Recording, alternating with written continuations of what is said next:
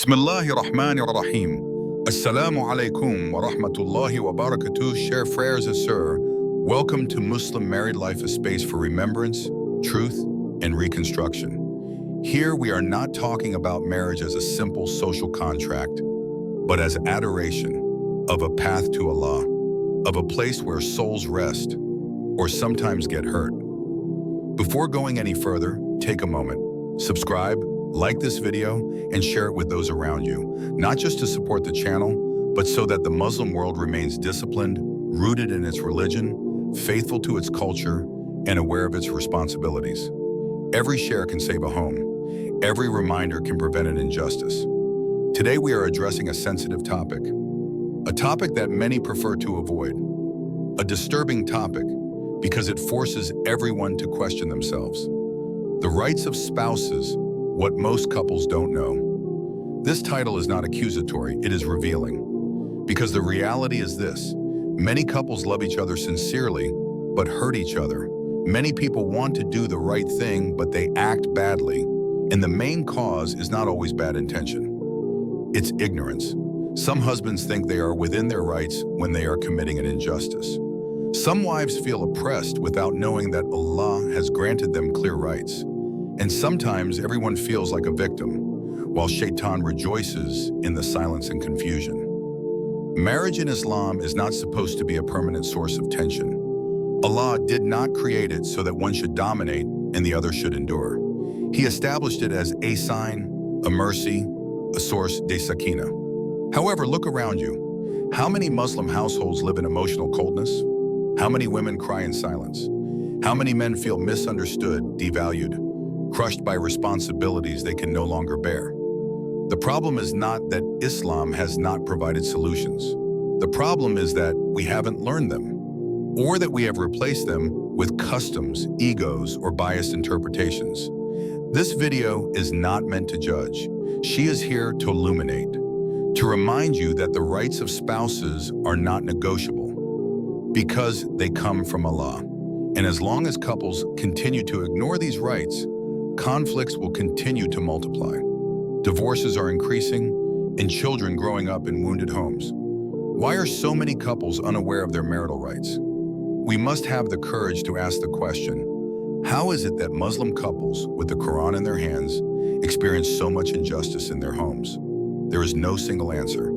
It is multifaceted, profound, and sometimes disturbing. A. Lack of religious education before marriage. Today, many people get married quickly, out of emotion, by pressure, out of fear of being single. We're preparing the room, we choose the clothes, we're organizing the party, but we are overlooking the essential point, the spiritual and legal preparation for marriage. Few future spouses take the time to study the husband's rights, the rights of the wife, mutual responsibilities, the rules of marital behavior in Islam. However, the Prophet was clear. The pursuit of knowledge is an obligation for every Muslim. Ibn Majah. And marriage is one of the areas where ignorance is the most expensive. It destroys trust. It fuels injustice. It transforms normal disagreements into serious conflicts. B. Traditions confused with Islam. In many cultures, the following are still confused: authority and tyranny, patience and blind submission, respect and fear. Some practices are passed down from generation to generation without ever being questioned. The woman must remain silent. The husband is always right. Marital problems are not up for discussion. But Islam never condoned oppression. Allah has never given the husband the right to humiliate. He never asked the wife to bear the injustice in silence. He established a balance, not an abusive hierarchy. When culture takes the place of the Quran, the home becomes a place of tension instead of a refuge. C. Lack of communication and reminders. In many Muslim homes, people talk about, but we don't understand each other. We raise our voices. We accumulate unspoken things. Conflicts are resolved with ego rather than with wisdom. And above all, we forget to invite Allah into the discussions. Allah said, and remind, for the reminder benefits the believers. Surah 51, verse 55. When the reminder disappears, Shaitan settles in.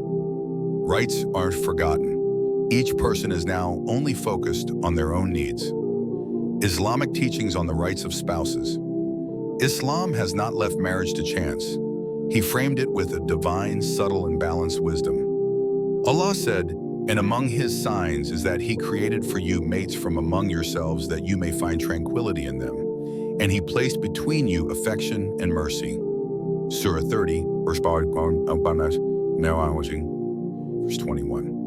Every word of this verse is heavy with meaning. Tranquility, sakinah. Marriage is supposed to soothe, not exhaust. Affection, rich. A love that is visible, expressed, nurtured. Mercy, rahmah. When love weakens, mercy takes over. Islam does not base marriage on domination, but on the complementarity. Everyone has rights, everyone has responsibilities, and each one will be questioned by Allah. The Prophet experienced this balance in his own home. He was neither harsh, nor distant, nor unfair. He consulted, he listened, he forgave. These teachings are not theoretical. They are practical, applicable, and suitable for all eras. The rights of the wife in Islam are often ignored. Let's now talk about a topic that is often sensitive: the rights of the wife. Not to pit the sexes against each other, but to restore a truth that has too often been suppressed. A. The right to respect and dignity. The Prophet ﷺ said, "The best among you are the best to their wives." Tirmidhi. This hadith is revolutionary in itself. He did not say the strongest. He did not say the richest. He said the best in their marital behavior. To belittle a wife, shout at her, to humiliate him in front of others, or use verbal or physical violence. All of this is sharam without ambiguity. B. The right to material maintenance. Allah said, "Fathers are responsible for providing for their wives food and clothing in a suitable manner." Surah 2, verse 233. This right does not depend of the wife's salary, of his level of education. To be patient. Even though she works, even if it helps, the obligation remains with the husband. It's a responsibility, not a favor. C. The right to affection and gentleness. The Prophet helped around the house, he joked with his wives, listened to their emotions. It wasn't cold, he was not emotionally absent. Love is not haram, tenderness is not a weakness. Emotional neglect, on the other hand, slowly destroys the wife's heart, even if she remains silent. The rights of husbands in Islam are also largely unknown. When discussing the rights of husbands in Islam, some people become uncomfortable, as if mentioning these rights automatically meant domination or injustice. However, Islam has never based marriage on the confrontation of rights, but on their complementarity. The husband also has rights. Ignoring, minimizing, or ridiculing them creates an imbalance that always ends up turning against the household. A. Respect and obedience in doing good.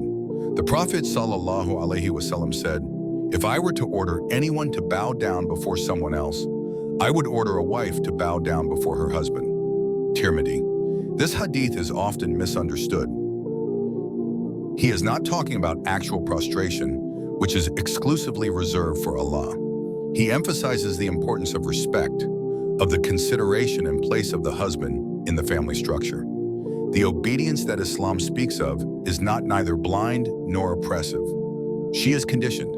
Obey in what is halal, never in sin. If a husband orders something that goes against the law of Allah, so there is neither obedience nor submission, because the Prophet said, "There is no obedience to a creature in disobedience to the Creator." Respect for the husband is demonstrated in the way you speak to him, consideration of his decisions, recognition of his role as a leader. When this respect disappears, the husband no longer feels like the head of the family but merely an extra, and this creates frustration, anger, or emotional withdrawal. B. Preserving the honor of the household. Allah said, "Virtuous women are obedient and protect what Allah has commanded them to protect in the absence of their husbands." Surah 4, verse 34. This verse speaks of moral responsibility, no excessive control. Preserving the honor of the home includes modesty in behavior, words, and associations, loyalty, physical, emotional, digital, respect for marital privacy, not to expose the husband's flaws, not to divulge the couple's secrets. Today, many households are weakened by social media, the comparisons, inappropriate confidences. Islam protects the couple by closing the doors of doubt before it even arises. C. The right to recognition. A husband often carries a silent burden: financial responsibility, social pressure, the fear of failure, the duty to protect. And yet, he rarely hears, "Barak Allahu Fik," "I appreciate what you do." The Prophet said, "He who does not thank people does not thank Allah." Abu Dawood. Gratitude nourishes the heart of a husband. It gives him the strength to continue, even in difficult times. Real-life examples. Let's talk about reality now, not books, not theories, but what is happening in Muslim homes today. Example 1. The authoritarian husband. He believes that a husband's role is to command. He demands respect, but gives neither affection nor a listening ear. He speaks loudly, makes decisions alone, and imposes his will. At first, the wife remains silent, out of fear, with patience, in the hope that things will change. Then slowly, she withdraws into herself. She stops talking. She no longer expresses her needs. The hearth is getting cold, no shouting, but no warmth either. A heavy, dangerous silence. Example 2, the emotionally absent wife. She outwardly respects her husband, but does not support him emotionally. She downplays her efforts. She criticizes more than she praises. She ignores her emotional needs. The husband comes home tired. He finds neither a listening ear nor tenderness. He feels lonely even though he's married. And sometimes Shaitan takes advantage of this weakness. Emotional distance, temptations, withdrawal into oneself. When each person ignores the rights of the other, marriage becomes an empty cohabitation. Practical advice for Muslim couples. Now let's get back to the specifics. What can a Muslim couple do? Starting today, learn the fiqh of marriage together. Not to be right, but to be fair. Create religious reminders at home, even short ones, even simple ones. Pray together when possible. Prayer unites hearts before it unites bodies. Communicate gently. Tone matters as much as words. Do not let Shaitan escalate the conflicts. A poorly handled disagreement becomes a lasting wound. Allah said, believers, both men and women, are allies of one another. Surah 9, verse 71. An ally does not seek to win, he seeks to preserve. Dear brothers and sisters, marriage is not a battlefield. This is not a competition. This is not a place where one wins and the other loses. It's a belief, a responsibility before Allah, a commitment that will be questioned on Judgment Day. Ignoring one's spouse's rights, that's risking injustice. And injustice, even silent injustice, leads to downfall. Know your spouse's rights. It's about building a solid home. And a strong home raises well-balanced children. And well-balanced children build a strong community. The Prophet ﷺ said, "The world is a source of enjoyment, and the greatest possession in this world is a virtuous woman." Muslim. If this video has provided you with a reminder, an awareness, or a key for your home, subscribe chain Muslim Married Life like this video. Share it around you, so that the Muslim world remains disciplined, faithful to its religion, and attached to its Islamic culture. May Allah bless your marriages, soothes your homes, and grants you wisdom. Assalamu alaikum wa rahmatullahi wa barakatuh.